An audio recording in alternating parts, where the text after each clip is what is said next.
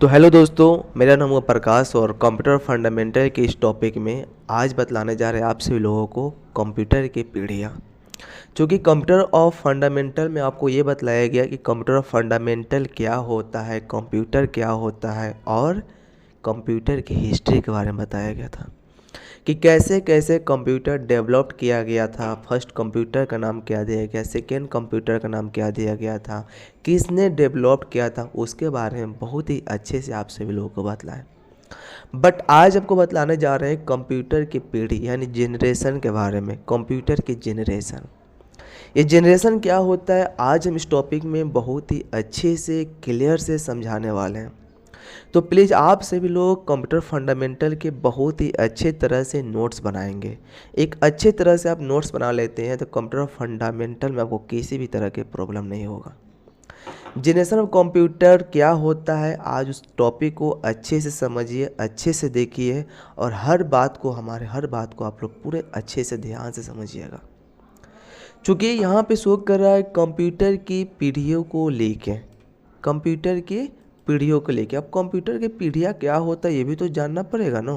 तो कंप्यूटर की जो पीढ़ियाँ होता है ना, अगर बात आती है कंप्यूटर की पीढ़ियाँ का, तो एक्चुअल में कंप्यूटर की शुरुआत कब हुई। अगर जनरेशन ऑफ कंप्यूटर की बात होता है तो कंप्यूटर की शुरुआत कब हुई, उसकी बनावटी के बारे में, गुण के बारे में, कीमत के बारे में, स्पीड के बारे में, साइज, ये चीज़ों के बारे में कैसे कैसे बदलाव कब और कैसे आता गया, इत्यादि चीज़ों के बारे में पढ़ना या दर्शाना ही कंप्यूटर की पीढ़ी कहलाता है। समझे। जिस तरह हम लोगों ने अपने लाइफ में बहुत कुछ डेवलप करते हैं, धीरे धीरे बहुत कुछ करते हैं, उसी तरह कंप्यूटर की जो पीढ़ी होता है ना, कि पहले जो कंप्यूटर की जो बनावटी थी उसका बनावट कैसा था, उसका गुण क्या था, उसकी कीमत क्या था, उसका स्पीड, साइज़ इत्यादि चीज़ों में कैसे कैसे बदलाव आया और कब कैसे आता गया, इसी सब के बारे में हम जो नॉलेज लेते हैं ना, वह कंप्यूटर की पीढ़ी कहलाता है। क्योंकि आज आप देखिए, अगर आज के लैपटॉप आप लोग यूज करते होंगे तो बहुत ही छोटा लैपटॉप होता है, आप एक बैग में रख के चले जा सकते हैं। लेकिन पहले के जो ज़माने के जो कंप्यूटर था ना, बहुत बड़ा था, एक रूम के बराबर था। तो बतलाइए, उतना बड़ा कंप्यूटर जो था पहले के ज़माना में, धीरे धीरे जनरेशन चेंज हुआ और आज के डेट में देखिए कि पहले उसके बनावटों भी बहुत बड़ा था, उसका कीमत भी था और उसका उतना स्पीड भी नहीं था और उतना वर्क भी नहीं कर सकता था। लेकिन आज के कंप्यूटर को देखिए, छोटा भी बनावटी है, स्पीड भी ज़्यादा है, कीमत भी ज़्यादा है। ये सब कैसे कैसे डेवलप्ड हुआ, उसी के बारे में आज आपको बतलाने वाले हैं। यहाँ पे पूरी पता है, आप सभी लोग, अगर आप सभी लोगों को हिंदी में समझ में आता होगा तो हिंदी में लिख लेंगे, इंग्लिश में आता होगा तो इंग्लिश में लिख लेंगे। हमें इसे हिंदी में लिखने का मेन रीज़न ये है कि अगर आप सभी लोग को बतला रहे होंगे तो हिंदी या इंग्लिश में अपना आसानी से लिख सकते हैं। क्योंकि कंप्यूटर की जितने भी नोट्स बनाइए ना, वो इंग्लिश में अगर आप सभी लोग अच्छे से बनाते हैं ना, बहुत बेहतर रहेगा। समझे। आपसे लोगों को समझाने के लिए हमने इसे हिंदी में कन्वर्ट करके लिखे हैं, लेकिन हम इस पीडीएफ को इंग्लिश में ही रखते हैं। समझे। तो आप क्या समझे कंप्यूटर की पीढ़ियाँ क्या होता है। कोई पूछता है जनरेशन ऑफ कंप्यूटर, कंप्यूटर की जनरेशन क्या होता है, तो आप डायरेक्ट बोलिएगा कि अगर हम कंप्यूटर की बनावटी गुण, कीमत, स्पीड, साइज इत्यादि चीज़ों पे कैसे कैसे बदलाव आते गया और कब आया, कैसे का आया, और हम यही सब के जब नॉलेज लेते हैं ना, वहीं कंप्यूटर की पीढ़ियाँ कहलाता है। चूँकि यहाँ पे लिखा गया, if it come to generation of computer here when and how did the computer actually start, when and how did this change in quality, price, speed, size etc reading और appearing about this is called the generation of computer. यानी अगर उसकी quality देखिए, उसकी price देखिए, उसका speed देखिए, उसके साइज़ देखिए, ये सभी का सभी आपका कहलाता है जनरेशन ऑफ कंप्यूटर। कोई भी पूछे जनरेशन ऑफ कंप्यूटर क्या होता है तो आप डायरेक्ट उसका यही आंसर देंगे कि अगर हम, आप यहीं से when and the high to this change in actual quality, price, speed and size, अगर हम उसकी साइज़ को देखें, स्पीड को देखें, क्वालिटी को देखें, तो सभी का सभी हमें जनरेशन निकल आता है। क्योंकि यहाँ पे नोट में लिखा हुआ है कि मैं बता दूं कि सभी जगह आपको कंप्यूटर जनरेशन का समय अलग अलग मिलेगा, जिसमें कि 1, 2 या 3 वर्षों का अंतर हो सकता है। इसीलिए आप इस बात से टेंशन ना लें कि सभी जगह अलग अलग क्यों बताया जाता है। ये अनुमति पकड़ा आंकड़े होते हैं। ये क्या होते हैं? अनुमति आंकड़े होते हैं। पहले हम जानते हैं कि जो फर्स्ट जनरेशन पहले जो आया था ना, वो पहला जो जनरेशन। तो अगर आपसे कोई पूछे कि बतलाइए जनरेशन कितने तरह का होता है, तो आप बोलेंगे जनरेशन 5 तरह का होता है। First generation, second generation, third generation, fourth और फिफ्थ। प्रथम पीढ़ी, द्वितीय पीढ़ी, तृतीय, ऐसे 5वीं पीढ़ी तक चला। पहले हम एक एक करके समझेंगे कि प्रथम पीढ़ी क्या था, सेकेंड पीढ़ी क्या था, थर्ड पीढ़ी क्या था। सब हम स्टेप बाय स्टेप समझेंगे। First generation, second generation, third generation, fourth generation और 5 जनरेशन के बारे में। पहले आप 5 जनरेशन को आप बहुत ही अच्छे से समझ जाते हैं नो, तो कंप्यूटर के बारे में बहुत ही बेहतर अच्छा नॉलेज हो जाएगा। चूँकि इसी कंप्यूटर और फंडामेंटल में बहुत सारे क्वेश्चन पूछे जाते हैं आपके हर एग्जाम में। तो सबसे पहले बात करते हैं यहाँ पे प्रथम पीढ़ी। और प्रथम पीढ़ी क्या होता है? फर्स्ट जनरेशन को हम बोलते हैं प्रथम पीढ़ी। फर्स्ट जनरेशन को क्या बोला जाता है? तो आप बोलेंगे फर्स्ट जनरेशन को हम प्रथम पीढ़ी बोलते हैं। जैसे कि आपने कभी कंप्यूटर के इतिहास में देखा था कि सबसे पहले इलेक्ट्रॉनिक डिजिटल कंप्यूटर इनहेंस था, जो कि जेपी एलर्ट और जॉन मोकली के सहयोग से 1946 में तैयार किया गया था। क्योंकि आपको बतलाया गया था कि जॉन मोकली के जो प्रोफेसर थे जेपी एलर्ट के जो प्रोफेसर थे वो कौन थे? जॉन मोकली। जॉन मोकली क्या थे? वो जेपी एलर्ट के प्रोफेसर थे। और जॉन मोकली जो थे ना, वो जेपी एलर्ट को विज्ञान बहुत ही अच्छे से पढ़ाया करते थे। उन दोनों ने ही मिलकर क्या किया? डिजिटल कंप्यूटर का आविष्कार किया। किसने? तो जेपी एलर्ट और जॉन मोकली ने। किस चीज़ का निर्माण किया? तो डिजिटल कंप्यूटर का निर्माण किया। अब देखिए कि पहले के ज़माने में जो घड़ी की जो सुई था, जो दीवार पे जो रखा जाता था, उसे हम क्या करते? सुई से हम टाइम, सेकेंड, मिनट, घंटा देखते थे। लेकिन आज देखिए लाखों सालों से रहने वाला घड़ी की सुई भी अब डिजिटल में कन्वर्ट हो गया। आप डिजिटल वॉच पहनना शुरू कर दिए। तो बहुत ही चेंजिंग हुआ, डेवलप्ड हुआ कंप्यूटर आने के। तो वहीं बतलाया गया होगा कि सबसे पहले इनहेंस जो थे जेपी एलर्ट और जॉन मोकली के सहयोग से 1946 में तैयार किया गया था कंप्यूटर। इसके अलावा इनहेंस ईडीवैक और ईडीसेक कंप्यूटर थी, इस जनरेशन में शामिल है। ये सभी का सभी क्या है? इसी जनरेशन में शामिल है। जो कि इसके बारे में भी आपको पढ़ा था। अगर मैं इस पीढ़ी के टाइमिंग की बातें करूँ तो ये लगभग 1946 से 1956 तक चला था। यानी प्रथम पीढ़ी कब से लेकर कब तक चला था? तो आप बोलेंगे प्रथम पीढ़ी जो था ना 1946 से लेकर 1956 तक चला था, जिसे हम फर्स्ट जनरेशन यानी प्रथम पीढ़ी कहा जाता है। समझे? सबसे पहले प्रथम पीढ़ी जो जेपी एलर्ट और जॉन मोकली उनके जो प्रोफेसर थे, उन्होंने 1946 से लेकर 1956 तक ये सारे कंप्यूटर को आविष्कार किया था। बहुत ही बेहतर था। अब नेक्स्ट समझिए। सबसे पहले आप यहाँ पे देख सकते पूरा लिखा गया है, as so is history of computer developed the first electronic digital computer. First electronic digital computer कोई पूछता है कि किसने लॉन्च किया था, तो आप बोलेंगे first electronic digital computer JP alert और उनके प्रोफेसर जॉन मोकली ने ही किया था। समझ गए? Was ENIAC which was built in 1946 collaboration with J P Eckert and John Mauchly. यानी जॉन मोकली और जेपी एलर्ट ने नहीं सही बनाया था। ये पार्ट फ्रॉम इसे जो पार्ट थे यूनिवैक, ईडीवैक, ईडीसेक, ये कंप्यूटर ऑल्सो आज इंक्लूड दिस जनरेशन। इस जनरेशन के अंदर में क्या क्या इंक्लूड है? तो तीनों के तीनों इंक्लूड है। Which you have also read about it if I talk about this time generation it last 1946 से लेकर 1956, 1946 से लेकर कब तक चला? तो 1956 तक। It is called first generation. और इसे क्या बोला जाता है? तो इसे जो बोला जाता है ना, वो फर्स्ट जनरेशन बोला जाता है। देखिए पहले के जो ज़माने का जो कंप्यूटर था ना, बहुत ही बड़ा कंप्यूटर था। एक रूम के बराबर में कंप्यूटर का यूज होता था। एक रूम जो बड़ा रूम होता है ना, उतना ही बड़ा में वो कंप्यूटर एडजस्ट होता था। लेकिन आज देखिए हम लोग उसी कंप्यूटर आज इतना डेवलप्ड हुआ है कि उसको हम एक क्या किए हैं, एक बैग में ही रख कर कहीं पे भी चले जाते, कितना डेवलप्ड हुआ। वो कहा जाता है ना, वक्त भी सिखाता है और शिक्षक भी, परंतु दोनों में फ़र्क यह है कि वक्त इम्तिहान लेकर सिखाता है और शिक्षक सिखा कर इम्तिहान लेता है। प्यारे बच्चों, मैं जितने भी टॉपिक को आपसे लोगों को बतला रहे हैं, प्लीज़ अच्छे से इसे नोट्स के रूप में रेडी कर लेंगे।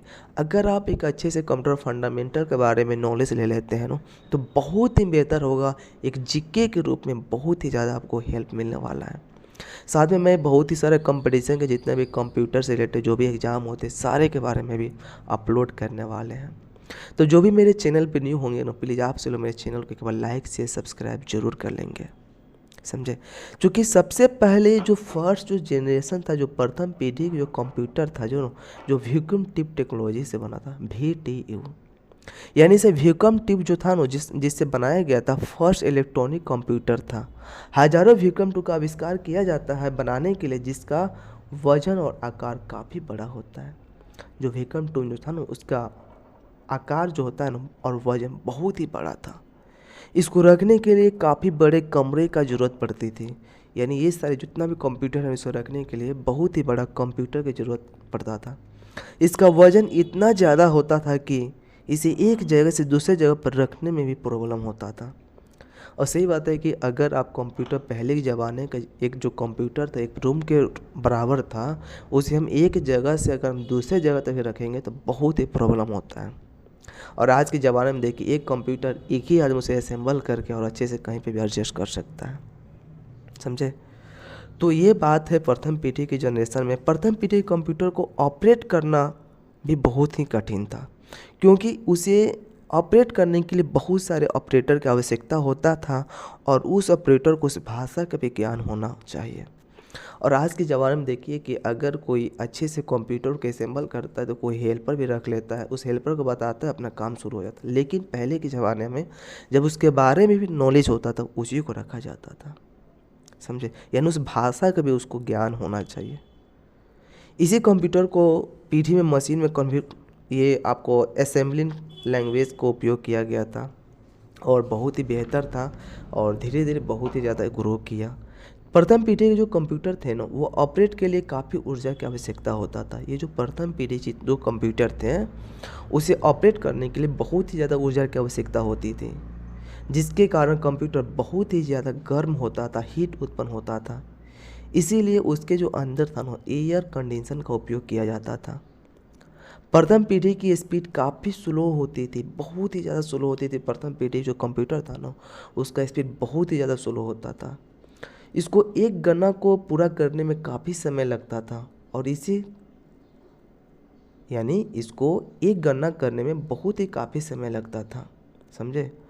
और इसके द्वारा दिया गया आउटपुट पूरी तरह से नहीं होता था, यानी जो ये आंसर आउटपुट देता ना, पूरी तरह से भी सही नहीं होता था, जिसके कारण बहुत ही ज़्यादा प्रॉब्लम आते गया। और प्रथम पीढ़ी के कुछ कंप्यूटर का नाम अभी आपको बतलाते हैं, जैसे EDA जो electronic delay storage automatic calculation, यूनिवेस universal automatic computer, UNIVAC 1, IBM 5, IBM 650, ये सारा का सारा इसी कंप्यूटर के अंदर में आता है, समझे। प्रथम पीढ़ी के बहुत ही ज़्यादा विशेषताएं हैं, उसके बहुत ही ज़्यादा फ्यूचर है। बिग साइज़ था, स्लो वर्क करता था, स्टोरेज उसका वर्क था, उसको जो बना हुआ था वो क्या होता, मैग्नेटिक ट्यूब का बना हुआ था, जो इनपुट और आउटपुट वर्क करता था, जो पंच कार्ड से था। उसके अंदर जो मैग्नेटिक जो ट्यूब का यूज़ करता था ना, वह इनपुट और जो आउटपुट देता था वह किस चीज़ से बना था, तो पंच कार्ड से बनता था। बिजली की बहुत ही ज़्यादा उत्पन्न होता था फर्स्ट जनरेशन की कंप्यूटर जो था। बताइए पहले के जनरेशन और आज की जनरेशन में कितना ही फ़र्क है, बहुत ज़्यादा फ़र्क है। इसलिए आज का जनरेशन जो था ना, डिजिटल हो गया, बहुत ही अच्छा है। तो आपको हम इस तरीके से आपको बहुत ही अच्छे से फर्स्ट जनरेशन के बारे में बताएं। और जैसे कि आप देख सकते हैं, फर्स्ट जनरेशन के जितने भी यहाँ पे दिख रहा है कंप्यूटर, ये सारे का सारा फर्स्ट जनरेशन का ही है। यानी ये जितने भी कंप्यूटर है वो किस जनरेशन के हैं, तो आप बोलेंगे जितने भी मेरे कंप्यूटर है पूरे के पूरे फर्स्ट जनरेशन के हैं। कोई पूछता है कि फर्स्ट जनरेशन की कुछ विशेषताएं बताइए, तो आप क्या बताइएगा। फर्स्ट जनरेशन में जो कंप्यूटर होता था बहुत उसका बिग साइज था, ये स्लो वर्क करता था, इसका जो स्टोरेज जो वर्क था वो प्रॉपर अच्छा नहीं था, वो इनपुट भी और आउटपुट भी अच्छा सा नहीं देता था। ये मैग्नेटिक ट्यूब का यूज़ करता था जो इनपुट और आउटपुट देता था, और इसके अंदर पंच कार्ड का यूज़ किया जाता था।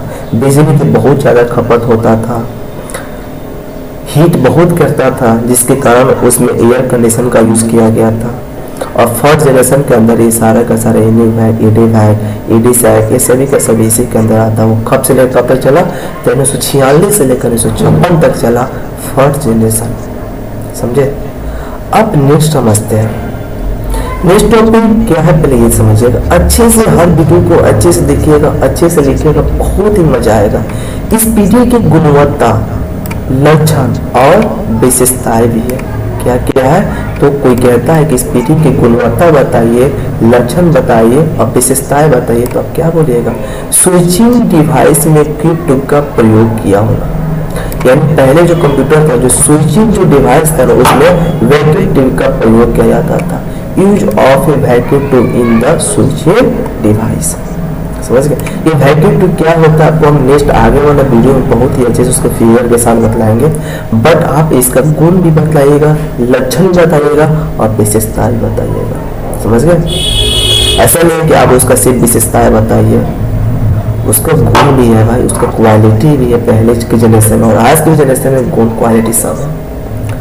ये बहुत ही ज़्यादा नाजुक, कम, विश्वसनीय और देखने में बहुत बड़ा होता था।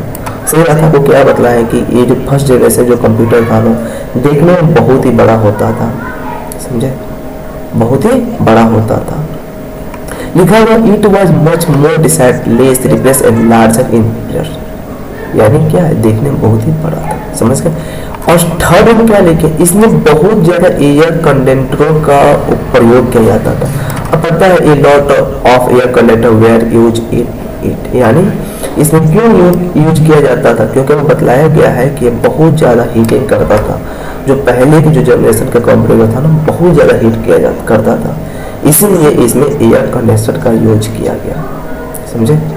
संग्रह के लिए मैग्नेटिक ड्रम का प्रयोग किया जाता था। आपको क्या बतलाया कि इसके यूज के लिए मैग्नेटिक ट्यूब या मैग्नेटिक ड्रम भी कह सकते हैं, ड्रम का यूज किया जाता था जो इनपुट और आउटपुट दोनों को दिया करता था। लेकिन वो किस चीज से बनता था, तो पंच कार्ड था उसमें, जो लिखा गया है magnetic drum were is to storage, यानी उसको रखने के लिए, संग्रह करने के लिए मैग्नेटिक ड्रम का यूज किया जाता था।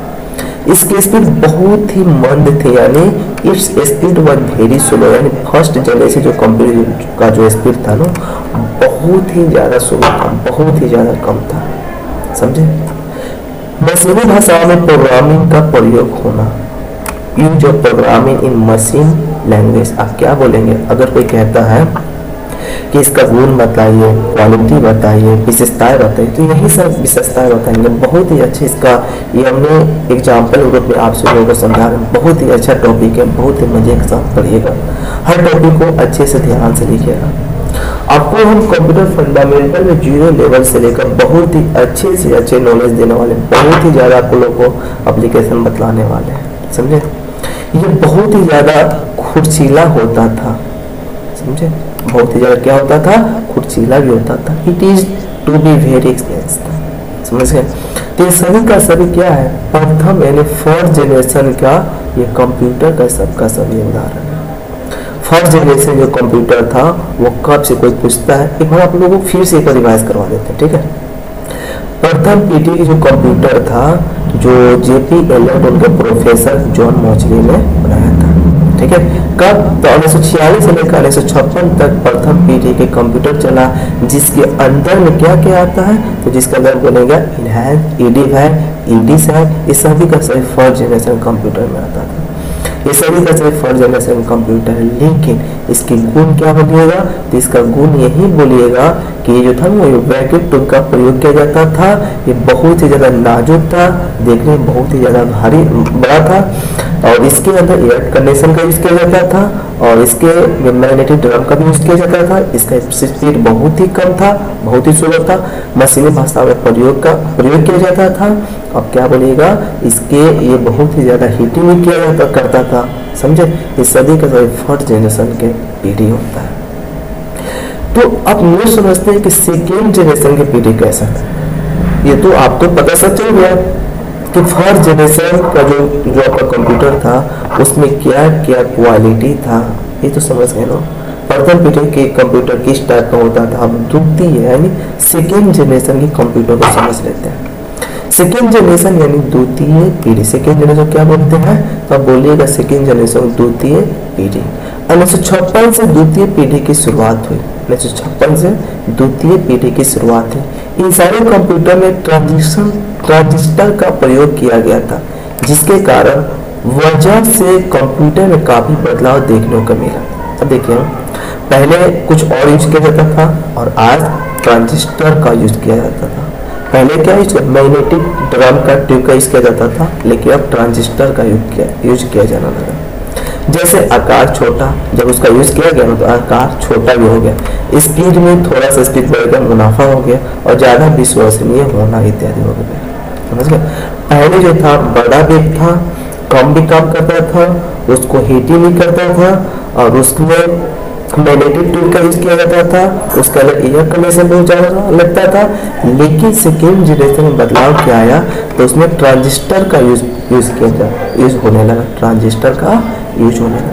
प्यारे दोस्तों, आपसे लोग ये बोलना चाहते हैं कि जो सेकेंड जनरेशन की पीढ़ी है ना, आप खुद माइंड से मुझे हर बात को समझिए, पढ़िए, देखिए, तो आपको पता चल जाएगा कि फर्स्ट जनरेशन जो आपका कंप्यूटर था वो सेकेंड जनरेशन में बदलाव आ ही गया।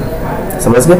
ये सब सारी प्रक्रिया कब हुआ, 1956 से लेकर 1964 तक चला, जिसे द्वितीय पीढ़ी कहा जाता है। कोई कहता है सेकेंड जनरेशन कब से लेकर कब तक चला, तो आप बोलेंगे 1956 से लेकर 1964 तक, यानी 1956 से लेकर 1964 तक द्वितीय पीढ़ी चला। समझ गए। ये पूरा का पूरा लिखा गया है कि second generation start from 1956. Transistor were used in all the computer due to which computer have seen lot change such as being smaller, gain speed, be more real etc. यानी इसके अंदर बहुत ज़्यादा स्पीड भी हो गया, आकार छोटा भी हो गया। तो और अच्छा लगा कि पहले जो इतना बड़ा एक घर के बराबर में था और आज के डेट में बहुत ही छोटा में आ गया। तो थोड़ा चेंजिंग हुआ ना। पहले इस पर लोग विश्वास नहीं करता था कि इसका आउटपुट कैसा आएगा, लेकिन आज के डेट में उसको पर विश्वास भी होने लगा। द्वितीय सेकेंड जनरेशन को इसका जनरेशन आएगा पूरा सही आएगा, स्पीड भी ज़्यादा होने लगा और अच्छा लगा। ये सभी का सभी जो होता है ना, जो 1956 से लेकर 1964 तक चला सेकेंड जनरेशन। समझ गए।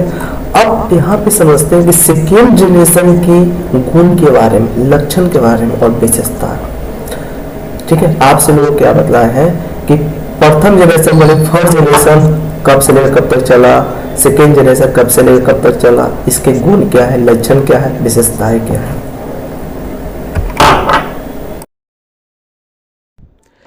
लेकिन सेकेंड जनरेशन की पीढ़ी की गुणवत्ता को भी देख लेते हैं। इसमें क्या क्या क्वालिटी है, क्या क्या लक्षण है, क्या क्या विशेषता, ये भी समझ लेते हैं। प्रथम पीढ़ी से कम खुर्चीला। प्रथम पीढ़ी में बहुत ही ज़्यादा खुर्चीला था, लेकिन सेकेंड में बहुत ही कम आ गया। प्रथम पीढ़ी से छोटा और रख रखाव में आसान। प्रथम पीढ़ी का जो कंप्यूटर था उसे रखने में बहुत ही ज़्यादा प्रॉब्लम होता था, लेकिन सेकेंड जनरेशन में उसको रखने में थोड़ा प्रॉब्लम सॉल्व होगा। यानी smaller than the first generation and easy to maintain. समझ गए। नेक्स्ट है, इसकी स्पीड काफ़ी तेज़ और विश्वसनीय योग। Its speed quality fast and relevant. यानी इसका स्पीड क्या हो गया, ये काफ़ी तेज़ भी हो गया और साथ में उसका विश्वसनीय भी हो गया। वैक्यूम ट्यूब को बदल कर ट्रांजिस्टर का यूज किया गया। यानी पहले जो था ना फर्स्ट जनरेशन में क्या यूज़ किया जाता था, वैक्यूम ट्यूब का, लेकिन आज ट्रांजिस्टर का यूज होने लगा सेकेंड जनरेशन में। समझ गए। प्रथम पीढ़ी से ज़्यादा मजबूत और टिकाऊ भी होने लगा क्या, सेकेंड जनरेशन की कंप्यूटर। समझ गए। तो ये सभी का सभी जितने भी डिटेल है ना, वो सभी का सभी सेकेंड जनरेशन की डिटेल है। प्यारे बच्चों, आपसे लोग ये कहना चाहते हैं कि आपसे लोग अच्छे से नोट्स बना लें, अच्छे से पढ़ें और कंप्यूटर फंडामेंटल में किसी भी तरह के आप लोगों को प्रॉब्लम नहीं होगा। पूरे के पूरे गहराई के साथ पूरे के पूरे डीपली आपसे लोगों को बतला रहे हैं। इसके अंदर भी आपको शायद 1000 से 2000 तक हम क्वेश्चन भी लिखवाएंगे, उसका आंसर भी देंगे। जब आप कंप्यूटर फंडामेंटल में पूरे टॉपिक को इतने आसानी से अच्छे से पढ़ लेते हैं, इसके अंदर में जितना भी क्वेश्चन है अच्छे से बतला देंगे। हर डिवाइस के बारे में जब नॉलेज हो जाएगा तो भाई किस बात की प्रॉब्लम रहेगा, उसका आंसर आप बहुत ही फास्ट, बहुत ही जल्दी ही दे सकते हैं। तो बात ये होता है कि आपसे लोग को जब फर्स्ट जनरेशन बता दिए, सेकेंड जनरेशन बता दिए, अब चलते हैं हम थर्ड जनरेशन पे। थर्ड जनरेशन समझिए तृतीय पीढ़ी, और इस पीढ़ी की शुरुआत 1964 से हो गई थी, जो कि 1964 से लेकर 1973 तक चला था। तृतीय पीढ़ी के कंप्यूटर का वर्जन बहुत ही कम था और इसके अंदर आईसी यानी इंटीग्रेटेड सर्किट का प्रयोग किया गया था। और एक्चुअली आप सभी लोगों को जो कंप्यूटर जो देखने को मिलेगा, जो एक टीवी के आकार का जैसा होता था, उसमें क्या हुआ कि उसमें आईसी का यूज होने लगा। हम लोग जब मोबाइल भी यूज़ करते हैं, मोबाइल भी आईसी का यूज होता है, मोबाइल में भी आईसी लगा रहता है। कोई कहता ना कि बायोस आईसी है, बहुत सारे को कहता ना ये आईसी जल गया है। तो बताइए आईसी कितना छोटा होता है। पहले फर्स्ट जनरेशन में आपका वैक्यूम ट्यूब का यूज होने लगा, जो वैक्यूम में बहुत ही बड़े बड़े था, लेकिन उसके बाद सेकेंड जनरेशन में ट्रांजिस्टर का यूज होने लगा। और थर्ड जनरेशन में क्या हुआ, थर्ड जनरेशन में इंटीग्रेटेड सर्किट का प्रयोग होने लगा। समझ गए, तो बदलाव बहुत आया। और ये कब से लेकर कब तक चला, तो 1964 से लेकर 1973, यहाँ पूरा लिखा गया third generation. This generation start from 1964 which latest till 1964 to 1973. The third generation computer had very little weight and IC was using it. यानी इसके में अंदर क्या यूज होने लगा, आईसी। इसके गुण भी समझ लेते हैं। इसकी पीढ़ी की गुण या लक्षण, बहुत ही छोटे आकार का होना। पहले देखिए एक रूम के बराबर होता था, उसका आधे रूम के बराबर हुआ, उसके बाद पूरे एक हम लोग टेबल पे इसको रख सकते हैं आसानी से। Begin for very small size, बहुत ही कम खर्चीला में तैयार हो जाना, बहुत ही कम खर्च में भी तैयार हो जाना। Get it ready at very lost cost, बहुत ही कम बिजली की खपत होना। सही बात है, आज के डेट में हम लोग जो कंप्यूटर यूज करते हैं बहुत ही कम उसमें बिजली भी खपत होती है। वेरी लोअर पावर, बहुत ही कम। रख रखाव में काफ़ी आसान, सही बात है, रख रखाव में काफ़ी आसान हो गया। थर्ड जनरेशन से जो कंप्यूटर आया, इजी टू मेंटेन, बहुत ही अच्छा हुआ।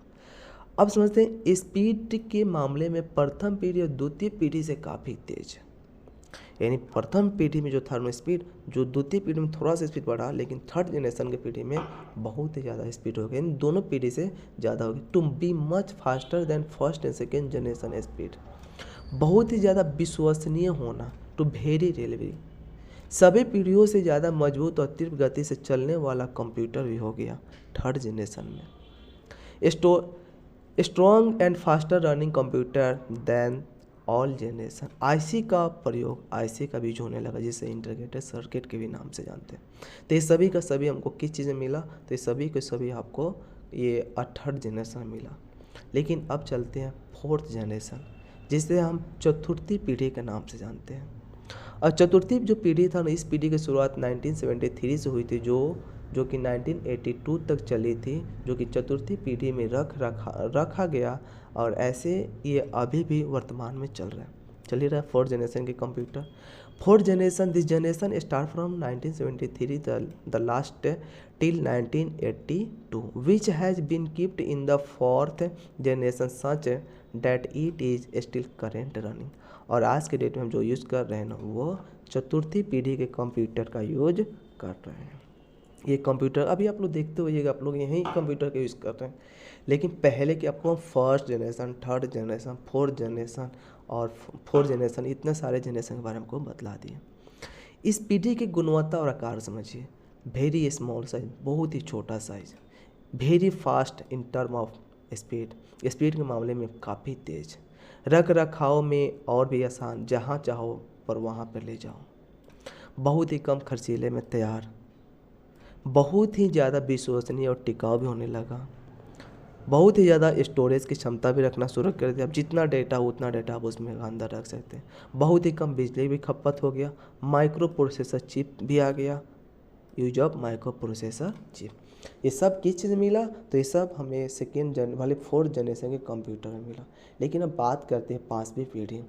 1982 से लेकर अब तक ये सभी कंप्यूटर 5वीं पीढ़ी के अंतर्गत आते हैं और इसी पीढ़ी इसी पीढ़ी अत्यंत छोटे, शक्तिशाली, फास्ट और उच्च तकनीक वाले हैं। इस पीढ़ी वाले कंप्यूटर के कई सारे मॉडल तैयार किए जाते हैं, जैसे डेस्कटॉप कंप्यूटर, लैपटॉप कंप्यूटर इत्यादि। ये सभी का सभी 5वीं पीढ़ी में आते हैं।